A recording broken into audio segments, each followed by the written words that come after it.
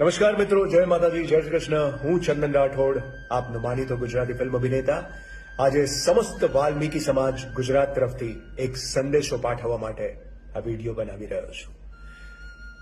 આખા ગુજરાતમાં આ સક્રિય બિન રાજકીય ગ્રુપ છે જે 33 જિલ્લાઓમાં કાર્યરત છે અને બધાને એકત્રિત રાખવા માટેનો સંઘર્ષ લડી રહ્યું છે.